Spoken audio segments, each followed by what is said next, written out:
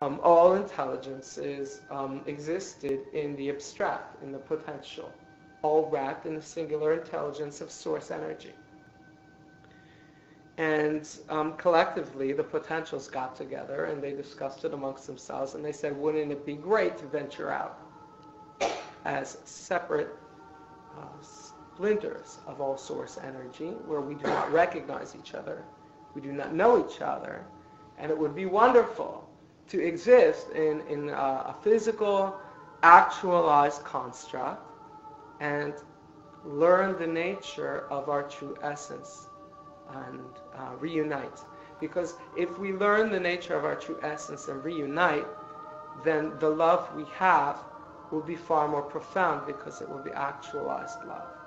And the love we have right now is only potential love. And so Osiris clothe themselves in body and become gods, all each in themselves, each individual gods, and walk down streets that were well lit and not recognize each other, even though they're all part of the same stuff. They're all part of the same oneness. And that is a beautiful drama. It's a beautiful love story. And the reason why that's beautiful is because instead of being loving in potential, they have the opportunity to be loving in actual, in an actualized fashion. And what that enables them to do is to understand what it is to be without, and understand the darkness. And then because you understand without and the darkness, you have excess passion in the reunion. And so the love you choose when you have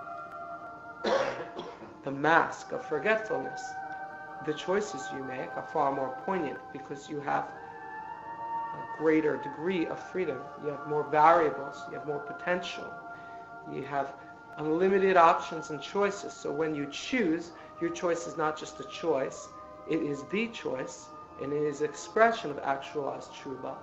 And so they agreed to go into this status of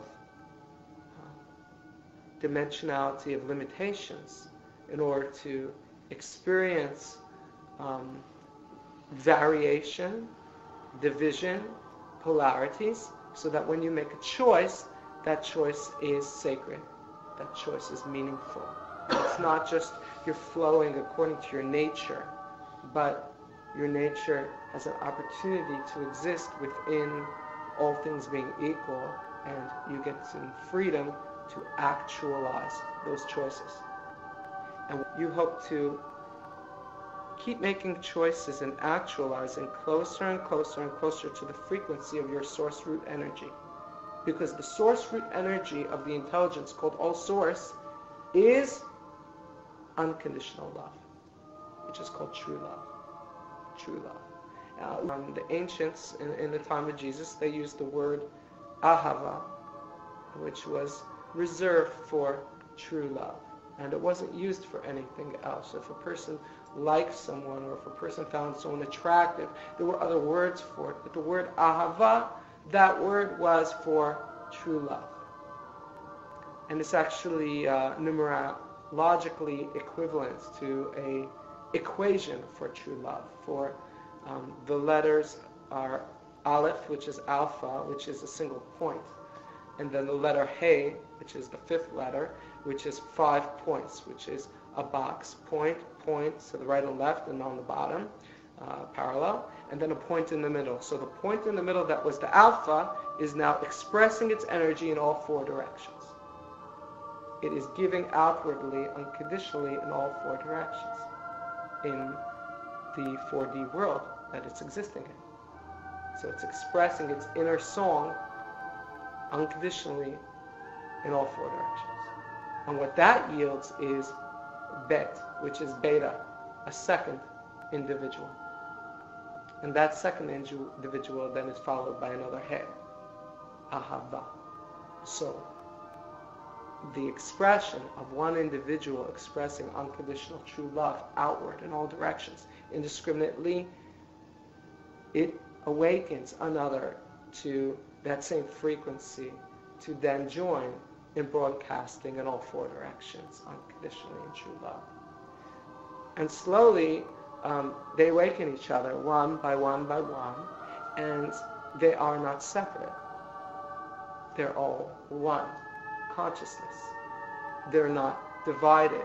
They're all broadcasting the highest frequency of all source energy.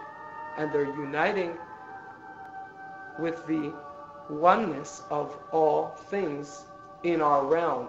This stuff that everything is made out of, they are broadcasting the essence of the collective, of all, and they're tapping into that, and they're broadcasting it outward unconditionally in the true essence of that song. So in that way, they are now actualizing in a free will construct the true essence of all source energy. And that's the whole point of existence. Now, they are not just individual intelligences. They are, source energy was broken into several groups of collective intelligences, and these were further splintered into more intelligences, and it goes on more and more and more and more splintering. And the intelligences of all source, many of them have never entered into a free will construct in 4D. They've never entered into that tier. And traditionally, we call those angels, intelligences that never entered into a free will construct. And so their love is very pure, but their love is not completely authentic because love is so obvious. There's no choice involved. They can only love, for it's so obvious that love is all there is. The angels that descend into 4D consciousness and entrapped in this realm, those angels take on different names called spirit and soul, and sages had 5 different dimensionalities to the aspects of spirit. But for the English lexicon, it doesn't make a difference. The only way to get across this idea is to explain that every individual is an angel. Because the only difference between a soul and an angel is that a soul is an angel that descends into the material realm with free choice. So all are aspects of collective hierarchies, legions of angels from higher source that descend onto this material realm to enter into the free will construct.